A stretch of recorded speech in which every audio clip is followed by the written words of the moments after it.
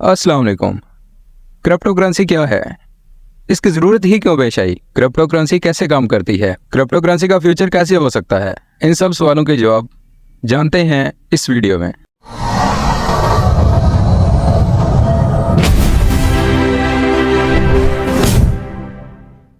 Crypto currency क्या है और इसकी ज़रूरत ही क्यों पेश आई? ये जानने के लिए हमारे लिए अपने इकोनॉमिक पास पर नज़र दौड़ाना बहुत ज़रूरी है।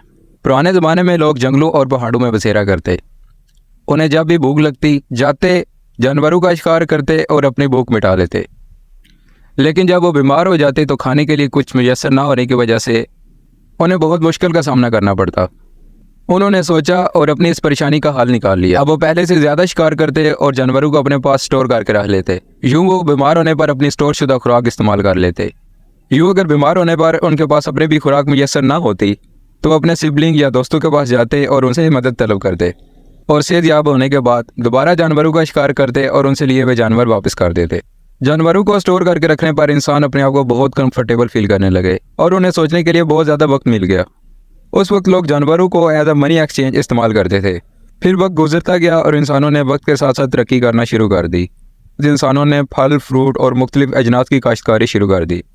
उस वक्त लोगों ने गंदम, आयल और मुख्तलिफ दूसरी अजनास को एज अ मनी एक्सचेंज के तौर पर इस्तेमाल किया। बादशाहों का दौर आए तो उनके सिक्के एज अ मनी एक्सचेंज के तौर पर इस्तेमाल होने लगे। सिक्कों के बाद गोल्ड, सिल्वर और दूसरे मेटल कॉइन ने मनी एक्सचेंज की जगह ले ली। Necessity is the mother of invention. इंसानों को जब भी कोई मुश्किल पेश आई है तो उन्होंने अपनी आसानी के लिए कोई ना कोई हल ज़रूर निकाला है। इन सब मराहिल में जब भी ये करेंसी दूसरे को एक्सचेंज करती तो लोग बहुत पैनिक हो जाते। लेकिन वक्त गुजरने के साथ साथ लोग एजुकेट होते गए हैं, लोगों का भरोसा बढ़ता गया, लोगों ने नए ट्रेंड और टेक्नोलॉजी को फॉलो करना शुरू कर दिया।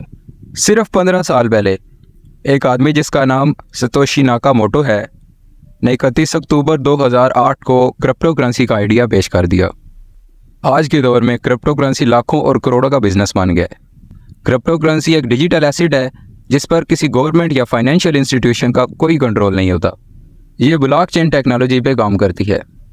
जैसे पाकिस्तानी रुपये को स्टेट बैंक ऑफ पाकिस्तान और US डॉलर को सेंट्रल बैंक कंट्रोल करता है, इसी तरह क्रिप्टो करेंसी पर किसी बैंक, फाइनेंशियल इंस्टीट्यूशन या किसी भी कंट्री का कोई कंट्रोल नहीं है।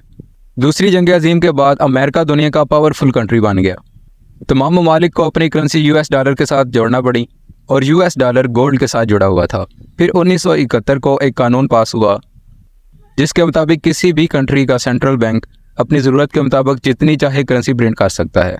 इस तरह आप जानते होंगे कि बहुत से ममालिक ने डिफ़ॉल्ट होने से बचने के लिए धड़ाधड़ अपने करेंसी नोट प्रिंट करने शुरू कर दिए। एज अ रिजल्ट उनकी करेंसी की वर्थ बहुत कम हो गई।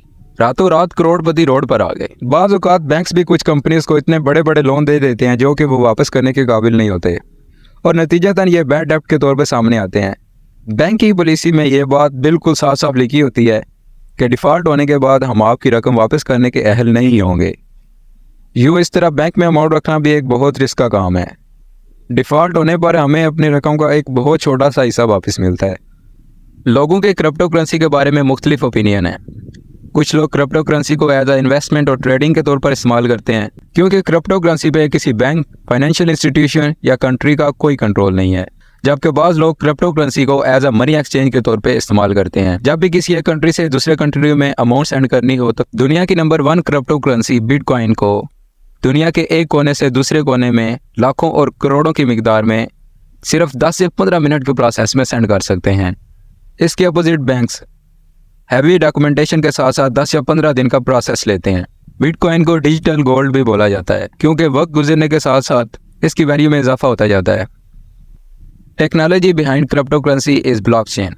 आने वाले टाइम में ब्लॉकचेन टेक्नोलॉजी दुनिया की मोस्ट ट्रस्टेड टेक्नोलॉजी तस्वर की जाएगी क्योंकि इस पर किसी कंट्री, ऑर्गेनाइजेशन या किसी इंस्टीट्यूशन का कोई कंट्रोल नहीं है। ये फ्रॉड और स्मगलिंग को कम करने के लिए इस्तेमाल की जाएगी। How does crypto currency works? What's layer? Crypto currency की ट्रांजैक्शन को सेव करने के लिए बहुत सारे पब्लिक अकाउंट्स होते हैं जिन्हें लेयर कहते हैं। जो लोग इन ट्रांजैक्शन को वेरीफाई करते हैं उन्हें माइनर बोला जाता है। फॉर एग्जाम्पल, 2 बंदे हैं A और B। A B को 2 बिटकॉइन सेल करना चाह रहा है। अब माइनर का काम ये है, वो जाकर चेक करेगा कि एक अकाउंट में 2 बिटकॉइन एग्जिस्ट भी करते हैं या नहीं। इस काम के लिए उन्हें कुछ मैथमेटिकल इक्वेशन सॉल्व करना होती हैं। ये काम कोई भी बंदा दुनिया के किसी भी कोने में बैठकर परफॉर्म कर सकता है, लेकिन इस काम के लिए आपको हाई पावर कंप्यूटर और माइनिंग मशीन की ज़रूरत होती है। बहुत से माइनर ये इक्वेशन सॉल्व करने में लगे होते हैं, तो जो माइनर ये इक्वेशन सबसे पहले सॉल्व करने में कामयाब हो जाता है उसे एज अ रिवॉर्ड बिटकॉइन हासिल होते हैं। बाकी कंप्यूटर उसे वेरीफाई करते हैं और वो एक चेन में ऐड हो जाता है। चूंकि इस तरह ट्रांजैक्शन का एक ब्लॉक बनता है जिसे हम ब्लॉकचेन टेक्नोलॉजी। बहुत से कंट्रीज, बैंक्स और credit card companies crypto currency के बहुत खिलाफ हैं। हो सकता है आने वाले टाइम में क्रिप्टो करेंसी इन्हें रिप्लेस कर दे, लेकिन क्रिप्टो करेंसी के बिहाइंड जो ब्लॉकचेन टेक्नोलॉजी है, दिन ब दिन लोगों का इस पर एतमाद बढ़ता जा रहा है। तो जनाब, क्रिप्टो करेंसी एक बहुत ही वोलेटाइल मार्केट है। यहाँ पर आप अपने 1 रुपये को 1000 में भी कन्वर्ट कर सकते हैं और आपका 1 लाख रुपया 1000 में भी कन्वर्ट हो सकता है। लिहाजा क्रिप्टो करेंसी स्टार्ट करने से पहले इस स्किल को सीखना बहुत ज़रूरी है। अगर आप क्रिप्टो करेंसी में एक अच्छी अमाउंट जनरेट करना चाह रहे हैं तो इसके लिए आपको क्रिप्टो करेंसी को बहुत अच्छे से सीखना पड़ेगा। अगर आप एक 100 रुपये, 1000 रुपये, लाख या 10 लाख का भी क्रिप्टो बाई करना चाह रहे हैं तो मेरे डिस्क्रिप्शन में बाइनांस, KuCoin और बिटकैट के लिंक्स दिए गए हैं। आज के लिए इतना ही। Until next time.